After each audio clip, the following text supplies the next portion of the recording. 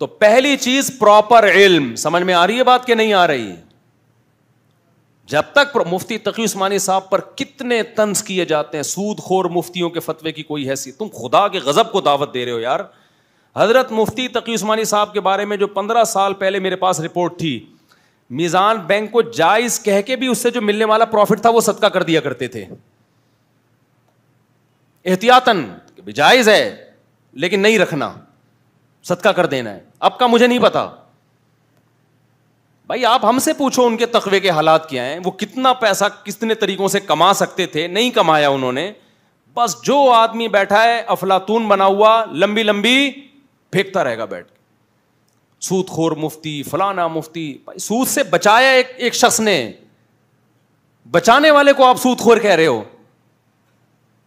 حضرت مفتی تقی صاحب پر جو باہر ملکوں میں پابندی لگی ہے نا, وہ اسلامک بینکنگ کی وجہ سے لگی ہے. لیبر انہیں دہشت گردی کا لگایا ہے, یہودیوں کو ڈرتا ہی تو سارا سیٹ اپ سود کا ہمارے ہاتھ سے نکل جائے گا.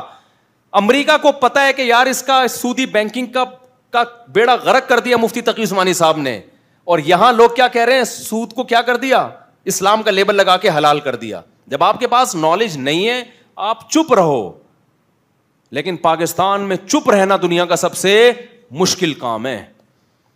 امریکہ کے ایک کتا تھا, اس نے کہا میں پاکستان جا رہا ہوں. وہاں کتوں نے امریکہ میں بولا اس کو, ابے پاگل آدمی, تجھے یہاں نہلا دھلا کے تیرے گلے میں سونے کا لاکٹ جو تجھے پکڑ کے کھڑا ہوتا ہے وہ کتا لگ رہا ہوتا ہے تیرے سامنے, اتنا تجھے پروٹوکول دیا جا رہا ہے, تو پھر ایک غریب ملک میں کیوں جا رہا ہے؟ وہاں تو 2 ٹکے کی حیثیت نہیں ہے کتوں کی, یہاں کوئی ویلیو ہے؟ بے روزگار کتے ہیں سارے, ہر وقت بےچارے کہیں سے کچھ خوشبو آ جائے نا بریانی کی, 6 کتے لائن میں آ کے کھڑے ہو جائیں گے یہاں پہ.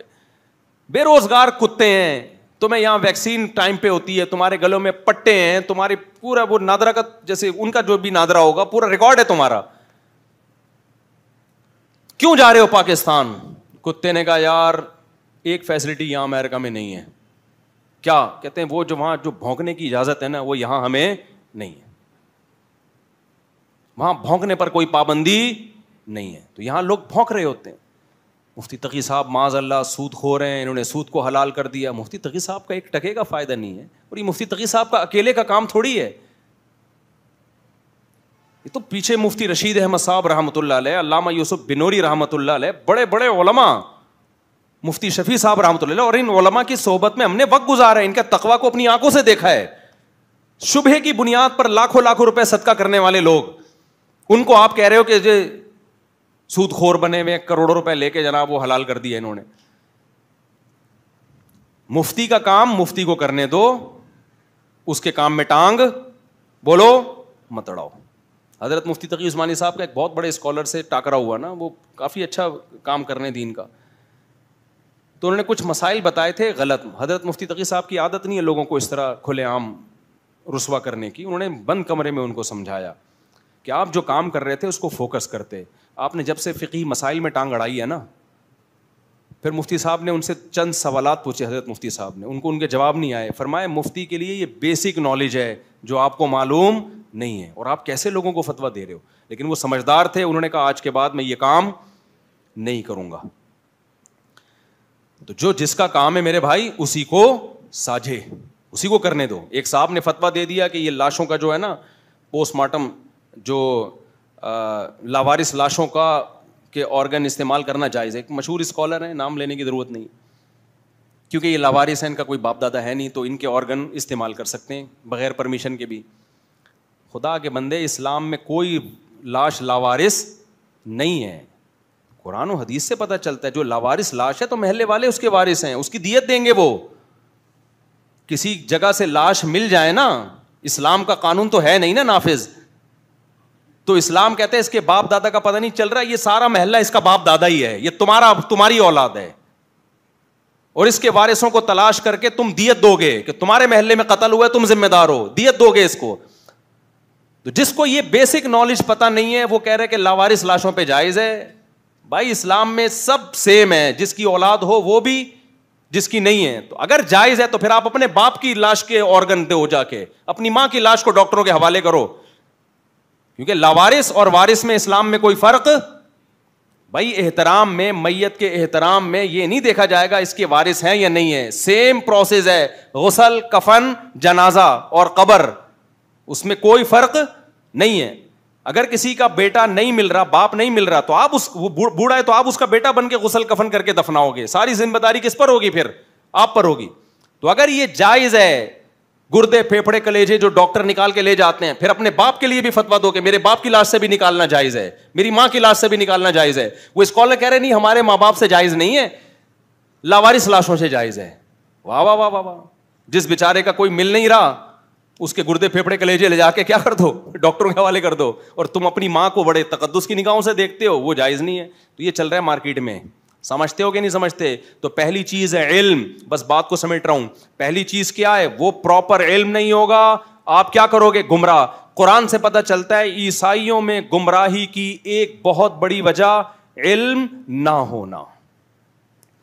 دوسری چیز ذکر, تعلق مع اللہ. دنیا مسافر خانہ ہے, جنت کی لالچ, جہنم کا خوف, کثرت ذکر. جب اس مذہبی اسکالر کا اللہ سے رشتہ ہو گیا کمزور, علم کے باوجود وہ لوگوں کو مذہب کا منجن بیچے گا, وہ شہرت کا بھوکا ہو جائے گا. پھر وہ پہلے زمانے میں ایسا نہیں تھا کسی کو بھی ممبر پہ بٹھا دیا جائے بھائی. بڑے بڑے خانقاہوں میں نا بڑے مشقتیں کروائی جاتی تھیں. تبھی شعر ہے, آئینہ بنتا ہے رگڑے لاکھ جب کھاتا ہے دل, کچھ نہ پوچھو دل بڑی مشکل سے بن پاتا ہے دل.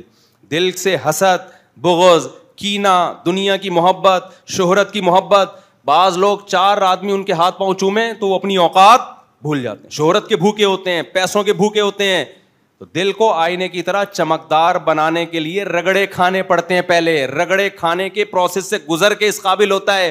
آج بہت سارے مذہبی اسکالر نہ کبھی کسی استاذ کے سامنے دو زانوں بیٹھے, ایسا لگتا ہے پیدا ہوتے ہی کو پیر و مرشد تھے. یہ ان کی اماں نے کوئی کیپسول کھائے تھے ان کو مرشد بنانے کے, اور بچہ کیسا پیدا ہو گیا. وہی آداب والا لطیفہ یاد آ رہا ہے, سنا ہے؟ نہیں سنا میرا خیال. بھائی نئے نئے لوگ بھی آئے ہوئے ہیں نا. سائنسدانوں نے ایک دوا ایجاد کی, یہ آج کے اس پہ فٹ ہو رہا ہے نا, اس لیے میں دوبارہ ریپیٹ کر رہا ہوں. یہ جو میرا ٹاپک ہے نا اس پہ پورا پورا فٹ ہو رہا ہے. پیدائشی نیک, پیدائشی تربیت یافتہ کوئی نہیں ہوتا. آپ نے کس شیخ کی, کس بزرگ کی صحبت اٹھائی ہے, کس نے آپ کی تربیت کی ہے, کس نے آپ کو غلط باتوں پہ ڈانٹا ہے, صحیح بات پہ اپریشیٹ کیا ہے, یہ سب چیزیں ہونے کے بعد انسان نکھرتا ہے. کس نے آپ کو سزا دی تھی جب آپ غلطیاں کرتے تھے, یا آپ سے کبھی زندگی میں کوئی غلطیاں ہوئی نہیں, کوئی ڈانٹنے والا ہے ہی نہیں آپ کو. آپ کہہ سکتے ہو میرے ماں باپ نے ڈانٹا, ماں باپ کی تربیت کس نے کی تھی؟ یہ علماء کی صحبت صحبت صحبت, بزرگوں کی صحبت پر جو صدیوں سے لوگ زور لگاتے آئے ہیں, یہ بلا وجہ نہیں لگایا انہوں نے. حضرت مولانا طارق جمیل صاحب سے جو اللہ نے دین کی اتنی خدمت کی, وہ بتاتے ہیں بعض دفعہ میں نے حاجی عبد الوہاب صاحب کی اتنی ڈانٹیں کھائی ہیں, اتنے تانے سنے ہیں کہ اللہ نے مجھے ہی ظرف دیا تھا کہ وہ برداشت کرنے کا, ورنہ یہ برداشت کرنا آسان نہیں ہوتا. ناک پہ جس کے مکھی بیٹھی ہو کہ مجھے کوئی ڈانٹ نہیں سکتا, میرے خلاف کوئی بول نہیں سکتا, ایسے لوگوں کی اپنی تربیت نہیں ہوتی میرے بھائی, وہ دوسروں کی تربیت کیسے کریں گے؟ تبھی تو دیکھو نا جو آج کسی اسکالر کے بارے میں کرو کیسا ایک دم تپاور ریئیکشن آتا ہے ان کا. ابے تو اپنی اوقات بھول گیا کیا؟ دلائل کا جواب دلائل سے تمیز سے دے دو بھائی. تو تربیت ہو آپ کی, تربیت کا مطلب ظاہری ایٹیٹیوڈ نہیں, تربیت کا مطلب دل میں نہ لالچ ہو, نہ شہرت کی بھوک اور نہ دولت کی بھوک. یہ 2 چیزیں برباد کرتی ہیں انسان کو, شہرت کی لالچ اور پیسوں کی لالچ. یہ جب کسی مذہبی اسکالر میں آئے گی تو علم کے باوجود لوگوں کو غلط گائیڈ کرے گا وہ. تو وہ میں جلدی سے لطیفہ سنا دوں. تو ایک سائنسدانوں نے دوا ایجاد کی کہ بھئی یہ جب حاملہ عورت کھائے گی تو بچہ کیسا پیدا ہوگا؟ با ادب. ایک خاتون پہ تجربہ کیا, 600 mg کا کیپسول کھلایا, بچہ پیدا ہوتے ہی آداب. سائنسدانوں نے کہا زبردست تجربہ ہو گیا, 4 کیپسول اکٹھے کھلا دو ایک عورت کو. جب ایک پہ اتنا تمیز ہے تو 4 میں کیا ہوگی؟ ہو سکتا ہے پیدا ہوتے ہی پریٹ کرنا شروع کر دے. تو جب کھلائی ہے اکٹھے 4 کیپسول تو بچہ پیدا ہی نہیں ہو رہا. بڑے پریشان ہو گئے بھائی, ڈیٹ اوپر ہو گئی, الٹرا ساؤنڈ کرایا, پتہ چلا 2 بچے ہیں. ایک دوسرے کو کہہ رہے پہلے آپ, وہ کہہ رہے نہیں پہلے آپ. اسی میں 1 ہفتہ ہو گیا. تو لطیفے میں تو ایسا ہوتا ہے, حقیقت کی دنیا میں ایسا نہیں ہوتا. تو اسی طرح میرے بھائی, کوئی اگر مذہبی اسکالر کہتا ہے, آپ اس سے پوچھو آپ نے کس سے علم حاصل کیا, کس کے سامنے دو زانوں بیٹھے, کس کی ڈانٹیں کھائیں, کس کی ماریں کھائیں, کون تھا جو آپ کو غلط باتوں پہ تنبیہ کرتا تھا, کون تھا جو آپ کو صحیح باتوں پہ اپریشیٹ اور وہ آپ کو صحیح گائیڈ کرتا ہے. تو اگر کہیں نہیں میں نے خود قرآن و حدیث سمجھا ہے, بھائی صحابہ نے خود نہیں سمجھا, ان کو نبی کی تربیت. عبداللہ بن مسعود کے شاگردوں نے ڈانٹیں کھائیں عبداللہ بن مسعود سے, اور ان کے شاگردوں نے اپنے بڑوں سے. تو کیا نیا آیا ہے مارکیٹ میں؟ تیری اماں نے کیا تمیز کے کیپسول کھائے تھے جو پیدا ہی حب جا اور حب مال سے تو پاک پیدا ہوا ہے؟ ہو سکتا ہے سائنسدانوں نے کوئی ایسے کیپسول بنا لی ہو جو ماں کھائے گی, بچے میں نہ حب جا ہوگی نہ حب مال. حب جا کہتے ہیں شہرت کا بھوکا اور مال کی لالچ سے پاک. ہو سکتا ہے اماں نے ایسے کیپسول کھا لی ہو, بتا دو بھائی ہم بانٹ دیتے ہیں فری میں یہاں. اور اگر ایسے کیپسول ایجاد نہیں ہوئے تو تمیز, ادب, دل سے دنیا کی محبت کا نکل جانا, اللہ کی محبت کے چشمے دل میں پھوٹنا, یہ علم سے نہیں ہوتا, یہ اہل اللہ کی صحبت سے ہوتا ہے. سمجھتے ہو گے نہیں سمجھتے؟ علم سے نہیں ہوتا یہ. علم مرزا غلام احمد قادیانی کے پاس کم نہیں تھا, صحبت نہیں تھی. این ممکن ہے لوگ مثال دیں فلاں نے تو بزرگوں کی صحبت اٹھائی ہے, وہ تو پھر بھی انسان کا بچہ نہیں ہے.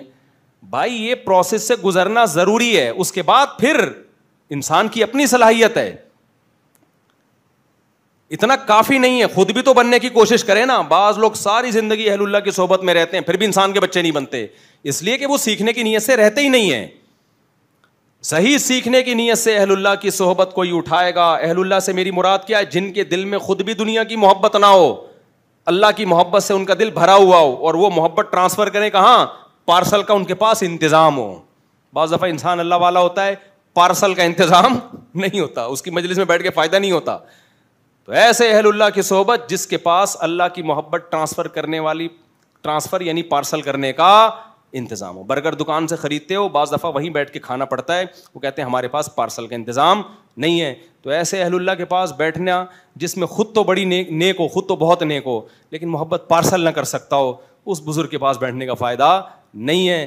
تو وہ بزرگ جو صالح بھی ہو اور مصلح بھی ہو, جب تک ان بزرگوں کی اہل اللہ کی صحبت میں انسان ٹائم نہیں گزارتا, اس کے دل میں یہ دو گندگیاں نہیں نکلتی, ایک دنیا کی لالچ اور ایک پیسوں کی لالچ اور شہرت کی لالچ. تو یہودیوں میں دو ٹیکنیکل فالٹ پیدا ہوئے جس کی وجہ سے علم کے باوجود انہیں لوگوں کو گمراہ کیا. تو میرے اور آپ پر یہ فرض ہے کہ ہم اپنے اندر سے ان گندگیوں کو صاف کریں, پھر ہمیں صحیح مذہب سمجھ میں آئے گا. اور یہ گندگیاں صاف ہوتی ہیں اللہ کے ذکر سے. تو نماز روزے میں دل لگاؤ انسان کے بچے بن کے, سمجھ رہے ہو؟ حلوے مانڈے کنڈے پونڈے اور ربیع الاول کی دیگیں اور فرانے کے رسگلے, اسلام میں خدا کی قسم رسگلہ کھانا عبادت نہیں ہے, اسلام میں روزہ رکھنا عبادت. اگر اللہ کو راضی کرنا چاہتے ہو دے دنا دن روزے رکھو, ایسی کی تیسی. اللہ کو راضی کرنا چاہتے ہو تہجد پڑھو, اللہ کو راضی کرنا چاہتے ہو معاہدوں کی خلاف ورزی مت کرو, اللہ کو راضی کرنا چاہتے ہو پیسوں کے معاملات میں 2 نمبری بولو نا مت کرو, اللہ کو راضی کرنا چاہتے ہو دفتر ٹائم پہ پہنچو پھر تنخواہ پوری لو. ایسا نہ ہو کہ دفتر میں کام پورا نہیں ہو رہا تنخواہ کیا کر رہے ہو. اگر آپ دفتر میں پورا کام نہیں کر رہے تنخواہ پوری لے رہے ہو تو میرے بھائی محرم کی کروڑوں سبیلے لگا لو یا ربیع الاول کی اربوں دیگے لگا لو, اللہ راضی بولو نہیں ہو. اللہ کہے گا جو تو نے انسان کے بچے میں نے تو تیرے ذمہ جو کام لگایا نا تو اس کو فوکس کر.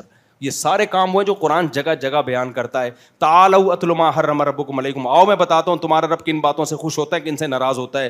اس میں نہ محرم کی دیگ کا تذکرہ, نہ سبیل کا, نہ ربیع الاول کی دیگ کا, نہ حلوے کا, نہ رسگلے کا, نہ مانڈے کا, نہ تیجے کا, نہ 40ویں کا. اس میں قرآن کہہ رہا ہے اللہ تشرکوا بہ شیئا, سب سے پہلے خدا کی توحید ہے, خدا کے ساتھ کسی کو شریک نہیں کرنا. صرف یا اللہ مدد, نہ یا رسول اللہ مدد, نہ یا علی مدد, نہ یا حسین مدد, نہ یا غوث اعظم مدد. صرف ماسا کس کے سامنے ٹکے گا؟ اللہ کے سامنے, نہ کسی مزار کے سامنے. سب کچھ کس سے ہوتا ہے؟ اللہ سے. پھر اللہ کہتا ہے وبالوالدین احسانا, اللہ کے بعد کون ہے؟ تمہارا باپ اور تمہاری ماں, اس کو خوش رکھو. پھر یتیم کا مال مت کھاؤ, باپ مر جائے وراثت تقسیم کرو, اور معاہدوں کی خلاف ورزی مت کرو, جو ایگریمنٹ ہے اس کو پورا کیا کرو, مال لینے دینے میں ناپ تول میں کمی مت کیا کرو. یہ بیسک اسلام کے حکام ہیں, ٹوٹل یہی اسلام ہے.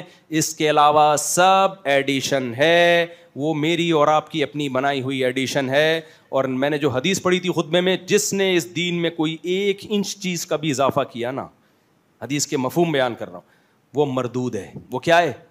مردود. اللہ نہیں قبول کرے گا چاہے کتنا اچھا لیبل ہو. تو جو کرنے کا کام ہے میرے بھائی، دیکھو غیر مسلم کہاں پہنچ گئے ترقیاں کر کر کے. ہمارے یہاں محرم میں الگ روڈ بند ہوں گے، ربیع الاول کے الگ مسائل ہیں، اور پھر اس کے سفر کے الگ مسائل ہیں، اور ہر مہینے میں کچھ نہ کچھ چل رہا ہوتا ہے مارکیٹ میں. نہ دین کے رہے نہ دنیا کی. ترقی گئی تیل لینے.